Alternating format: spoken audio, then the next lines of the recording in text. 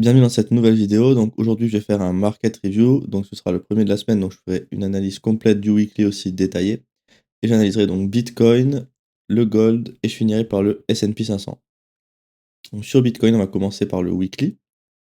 Donc là, on a évidemment eu la clôture de la semaine dernière qui a clôturé un inside bar. Donc ça, en gros, ça nous intéresse pas trop, hein, l'inside bar. C'est surtout ce qui s'est passé en début de semaine qui va être plus intéressant.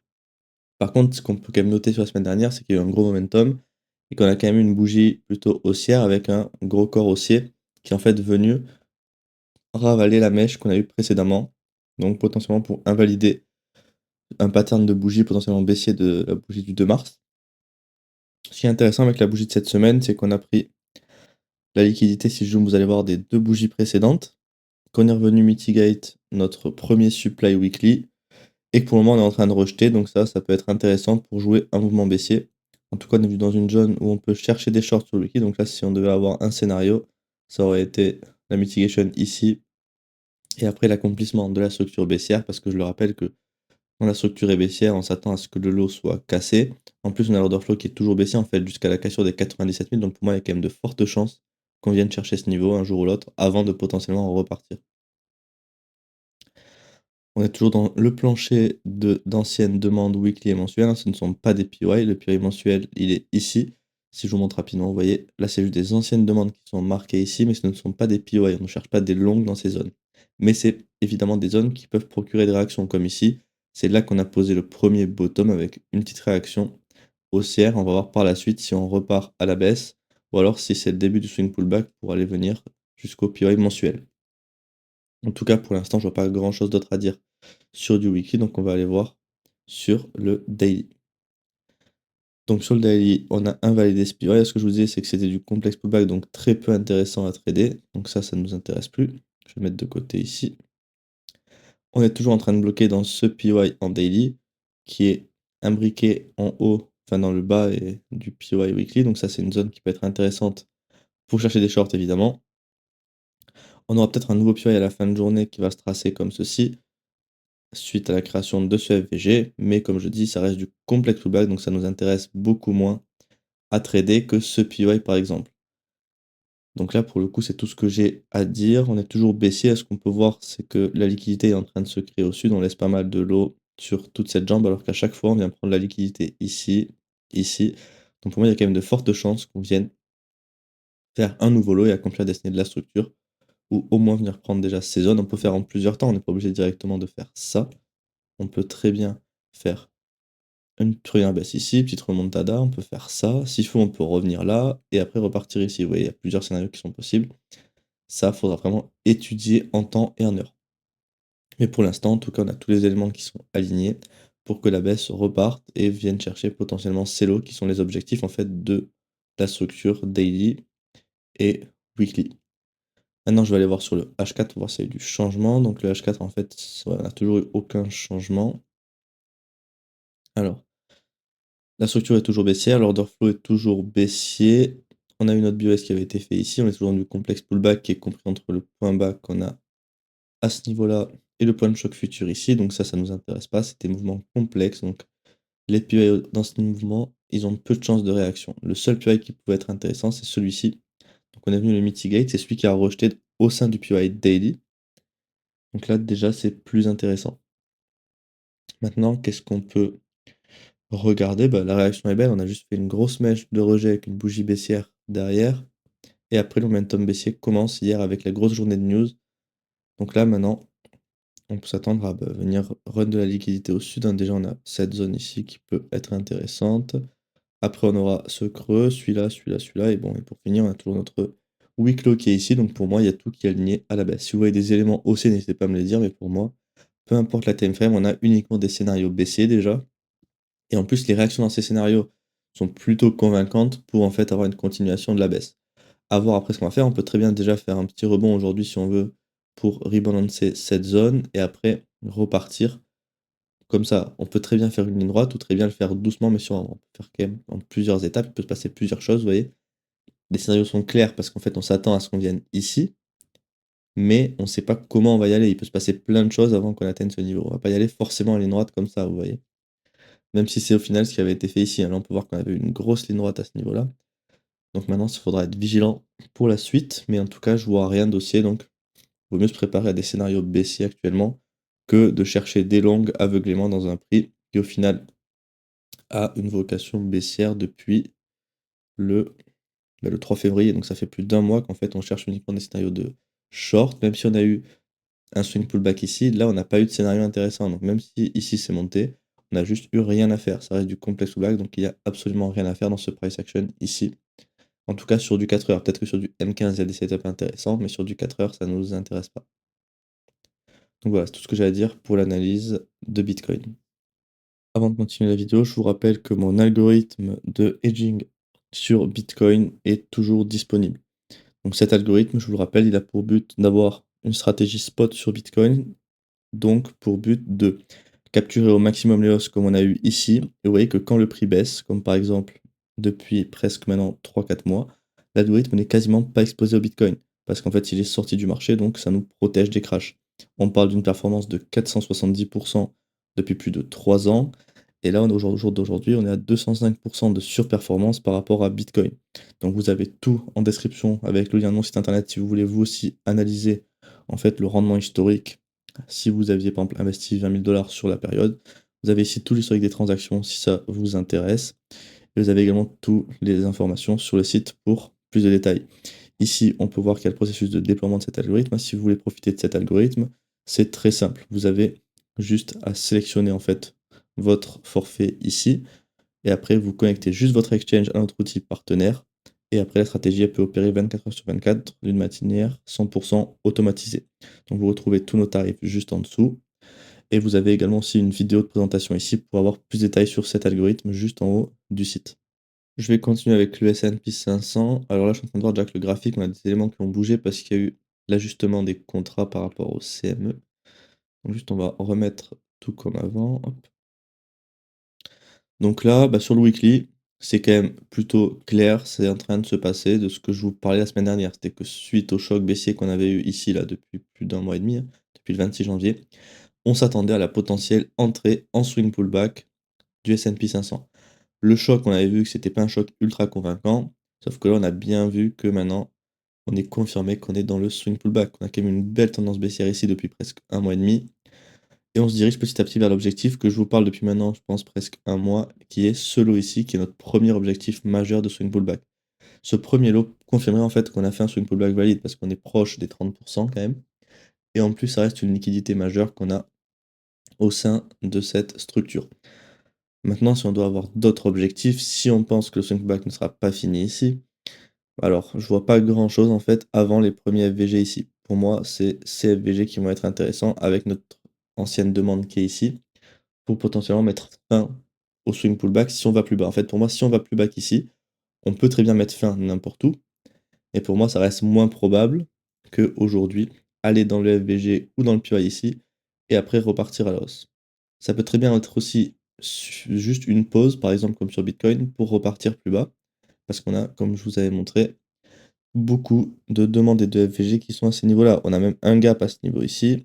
La demande extrême, elle est ici. Donc là, ce serait l'objectif ultime d'un swing pullback qui serait profond. On en est encore loin, parce que ça nous ferait quand même encore une baisse de 15% sur le S&P, donc il faudrait quand même un gros catalyseur. Parce que là, on peut voir que même si on a eu la guerre, ça nous fait quand même juste une baisse de 6%. Donc si on en veut 14 de plus, il va falloir envoyer d'autres un peu catalyseurs macro. En tout cas, sur du technique, là, on peut voir que tout est aligné à la baisse. Malheureusement, on n'a aucun POI pour chercher des shorts, donc sur le weekly, il n'y a rien à faire. Il faut juste être patient et attendre qu'on ait soit un POI qui se crée, ou alors un choc haussier pour rechercher des longues, si le swing pullback est donc terminé. Donc maintenant, on va aller voir le daily si on a eu du changement. Alors déjà, pareil, je vais remettre... Alors ça, c'était notre structure interne, elle était baissière ici. Donc sur le daily, on a rejeté dans le PY que je vous avais marqué la semaine dernière, donc le scénario est en train de se confirmer, hein. Le scénario, c'était qu'en fait, on revient dans ce PY pour aller accomplir la notre strong low de la structure haussière. Pourquoi c'est notre objectif? Parce que c'est l'objectif que je vous parle sur le weekly, c'est une prise de liquidité majeure, donc en plus, on avait fait quasiment un equal low à ce niveau-là, donc là, on est en train de créer de la liquidité pour en fait faciliter la mitigation ici, de venir prendre l'inducement de ces 2 zones. Par contre, ce qu'il faut se demander, c'est que, est-ce qu'on va simplement faire une prise de liquidité et repartir? Parce que lui, le daily reste dans une structure qui est haussière. Donc potentiellement, on pourrait venir prendre la liquidité de cette zone, faire un nouveau choc haussier et repartir à la hausse. Par contre, le weekly peut nous dire que c'est de l'entrée dans swing pullback, donc peut-être un retournement de structure daily à venir. Donc là, en fait, il faudra être vigilant de la réaction sur ce lot. Personne aujourd'hui peut vous dire ou savoir si on va venir clôturer en dessous de ce niveau-là. Par contre, ce que je peux vous dire, c'est qu'il y a de fortes chances qu'on y aille, surtout après ce qu'on a fait ici. Donc là, on a eu un rejet dans le PY daily ici. Si aujourd'hui on clôture comme ça avec la création d'un VG, on aura un nouveau PY ici qui pourrait être exploité. Ça reste du complexe pullback, donc il faut être vigilant et c'est pas ce qui va le plus nous intéresser. Mais vous voyez que l'ancien PY qu'on avait ici, qui était lui aussi en complexe pullback, parce que je rappelle qu'il était compris entre le lot ici et le choc futur, c'est un PY qui a très bien rejeté le prix, qui aurait pu être tenté. Donc maintenant, il faudra attendre par la suite. En tout cas, le scénario est en train de se réaliser. On n'a pas de nouveau scénario aujourd'hui, on est toujours en fait dans le scénario baissier, qui était de chercher des shorts ici pour target cette zone à ce niveau-là. Donc je vais passer sur le H4 pour voir maintenant ce qu'on a. Alors, sur le H4, on est dans une structure baissière, donc ça peut confirmer en fait le scénario du weekly qui est baissier et confirmer que le daily pourrait annoncer un retournement de structure. Parce que là, on est en train d'enchaîner les structures baissières H4. On avait notre dernier BOS ici. Là, ce que je suis en train de voir, c'est qu'on a même eu un BOS interne de structure à ce niveau-là. Donc, on a notre BOS H4 interne. Tac. Donc là, on voit bien le setup qu'il y a eu ici dans notre POI daily à ce niveau-là pour chercher des shorts. On a eu quand même un gros momentum juste après la création de la mitigation ici. Donc là, ce qu'on est en train de voir, c'est qu'on avait hier, on aurait pu avoir des POI pour chercher des shorts dans ces zones-là, mais sauf que le choc futur est redescendu ici.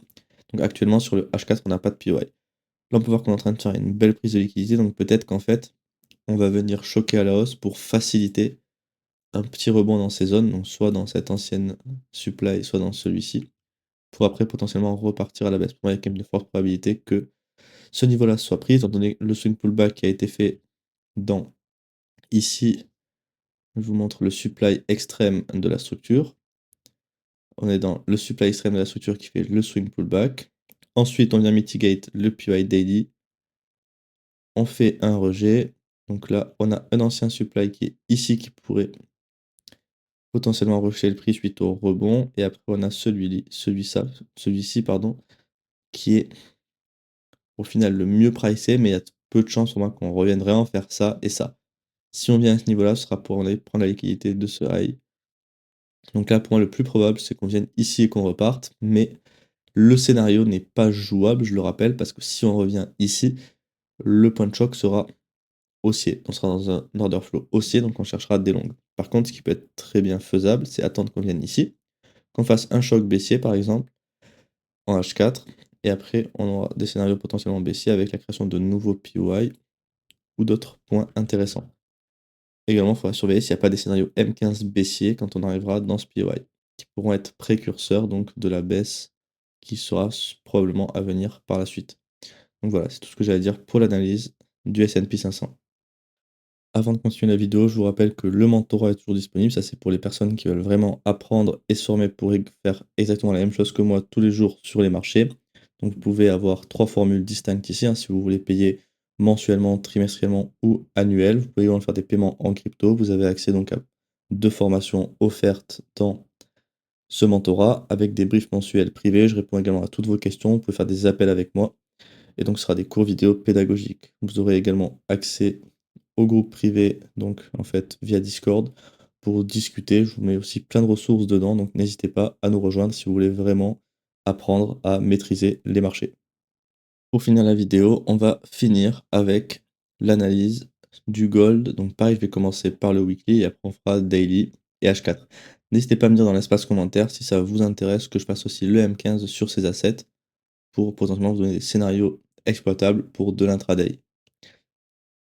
Donc là, sur le weekly, voilà, la structure déjà est toujours haussière, structure interne aussi, et le choc aussi. Là, on peut voir qu'on est en train d'avoir un rejet depuis quelques semaines qui peut confirmer un scénario que je vous parlais, qui était en fait que probablement on était sur une mèche qui ressemblait à un espèce de top local pour entrer en swing pullback avec un gros rejet. Sauf que c'est comme Bitcoin sur la baisse. Quand on a des mèches, il y a de fortes chances qu'on vienne les retravailler et qu'ensuite on baisse. Le retravail de cette mèche a été facilité par un PI weekly qu'on avait ici, qui était valide pour chercher des longues. Donc là, on a eu un scénario qui a pu s'accomplir. Il y a forcément eu des longues qui auraient pu être prises dans cette zone.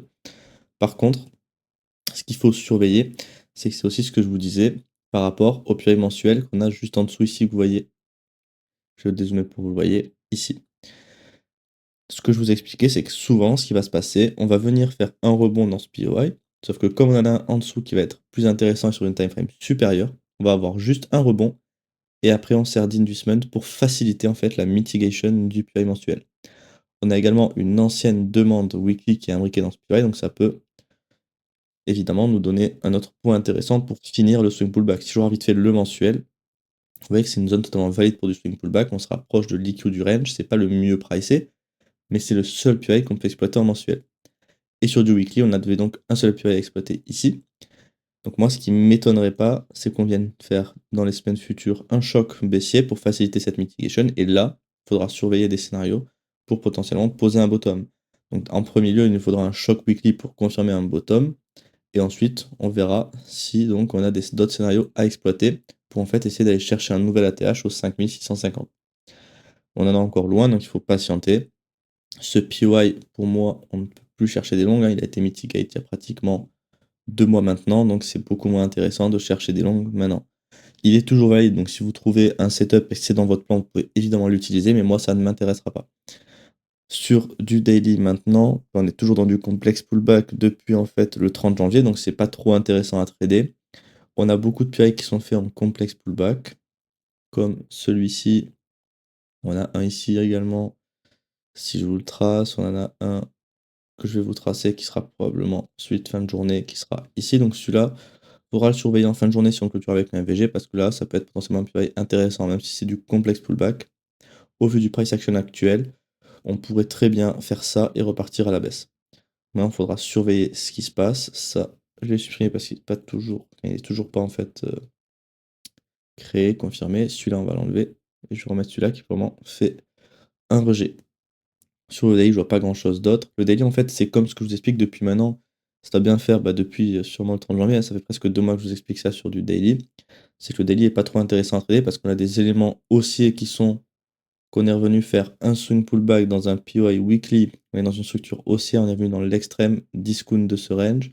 On a fait un choc sur mèche, donc ça peut être des éléments plutôt pour un biais haussier. Et après, qu'est-ce qui nous donne le biais baissier? Tout simplement que en fait on a le PI mensuel en dessous, donc ça peut être une zone à venir mitigate, qu'on a eu quand même un choc baissier et qu'on est en train de refaire un rejet dans notre POI daily ici. Donc voilà les deux éléments, enfin les quelques éléments intéressants qui nous donnent en fait un biais un peu contre-intuitif dans cette zone. Donc c'est pour ça que c'est beaucoup moins intéressant. Maintenant sur le H4, qu'est-ce qui s'est passé? Alors déjà je vais reafficher ce POI parce que là je vais vous montrer donc ce que je vous ai expliqué. Alors depuis quelques semaines, je vous avais expliqué que ce POI, on pouvait le raffiner. Quand on a un POI comme ça qui est géant, c'est dur de savoir quelle zone on cherche. Par rapport au H4, on aurait pu raffiner ce POI à l'entrée du premier supply H4, qui donc était ici. Si je raffine mon POI daily ici, qu'est-ce qu'on voit? Alors je vais supprimer ça parce que ça ne nous intéresse plus, ça nous fera plus de place. On avait un ancien supply ici. Ce n'était pas un POI, je tiens à préciser, parce qu'on avait un choc haussier au moment où on est arrivé dans ce supply, comme ceci. Par contre, qu'est-ce qui s'est passé? Dès qu'on est rentré dans ce supply, on a fait par la suite un choc baissier. Donc ce que je vous expliquais, c'est que l'objectif, c'était que si on voulait jouer un short, il fallait attendre qu'on fasse une mitigation daily, qu'on fasse le raffinage à ce niveau-là, avec cet ancien supply H4. Une fois qu'on allait arriver dans ce supply, qu'est-ce qui était à attendre? D'avoir un choc baissier, ce qu'on a eu là, et par la suite, on aurait pu avoir d'autres scénarios à exploiter. Et qu'est-ce qui s'est passé? Bingo, ici, on a eu la création d'un nouveau supply H4 qui cette fois-ci était un POI. Et qu'est-ce qu'on a fait ici? On a fait une mitigation. Donc là, il y avait un setup quand même assez haute probabilité pour chercher des shorts dans ce supply. Donc on est venu par contre très léger en le mitigate. Donc c'était une zone qui n'était pas évidente pour rentrer. Mais par contre, après, vous voyez que par la suite, direct, on a eu la grosse réaction baissière. Donc ça, c'était pour ce que je vous montrais par rapport au raffinage et aux anciens supply qui ne sont pas des PY et comment on peut les exploiter. Là, je vous ai montré quand même un scénario plutôt clair, si ça vous intéresse d'exploiter des anciens supply et comment on peut le faire. Donc la structure interne, elle s'était retournée à la baisse ici, comme je vous avais montré, perpétuée ici, et on va dire que ça, c'est un pullback de structure interne pour la raffiner, avec un nouveau IBOS ici. Si je vais vous tracer la structure interne, elle sera architecturée comme ça. Donc on s'attend potentiellement à un pullback dans 3h52. Si on clôture avec un EVG, on a encore toute la bougie à faire, donc on verra, mais on aura probablement un PYH4 ici qui sera hyper intéressant pour chercher des shorts, parce que regardez qu'est-ce qu'on a en dessous. Déjà, ce que je vous ai expliqué, c'est que la semaine dernière, on était à ce niveau-là, je crois, par là en tout cas. On avait la création de beaucoup de liquidités. On avait 1, 2, 3, 4, 5, 6 zones. Donc ça nous intéressait pour chercher des shorts. Aujourd'hui, on a donc pris la majorité de ces zones, mais il nous reste quand même une liquidité à ce niveau-là qui est plutôt intéressante. Et surtout, je rappelle pourquoi on target ces zones de liquidité, parce que la structure est baissière. Donc quand la structure est baissière, on est censé accomplir le lot et venir casser cette zone. Donc actuellement, on peut très bien exploiter des scénarios baissiers. En tout cas, il y a tout qui est aligné à la baisse pour chercher des shorts. Donc si vous voyez d'autres éléments que j'aurais manqué, n'hésitez pas à me le mentionner en commentaire. Mais pour moi, en tout cas, il y a uniquement des éléments haussiers. Ceux qui cherchent des longues dans ces zones, que ce soit sur le gold, le S&P ou sur Bitcoin, pour moi, vous cherchez vraiment dans le mauvais sens. Parce qu'en fait, on n'a vraiment aucun élément haussier. Que ce soit sur les trois actifs, que vous regardez du weekly, daily ou H4, il n'y a rien d'haussier. Certes, sur l'intraday avec du M15 ou du M5, on peut peut-être trouver des setups plutôt intéressants de longue, ça, il n'y a pas de souci parce que c'est de l'intraday. Par contre, là, sur du daily H4 weekly, pour moi, il n'y a aucun élément qui peut nous indiquer qu'on va repartir à la hausse pour l'instant. Je vous remercie d'avoir regardé cette vidéo. Surtout, n'oubliez pas de vous abonner à la chaîne et de liker la vidéo si le contenu vous plaît et pour me soutenir. Vous pouvez également activer la cloche des notifications pour être averti des dernières analyses publiées. Et n'hésitez pas à faire dans l'espace commentaire vos suggestions d'analyse. Si vous auriez d'autres assets que vous aimeriez que j'analyse, je peux faire n'importe quoi tant que c'est sur TradingView. Et également, n'hésitez pas à me suggérer d'autres timeframes. Si vous voulez que je fasse des points mensuels ou intraday avec du M15, n'hésitez pas à me le mentionner dans l'espace commentaire.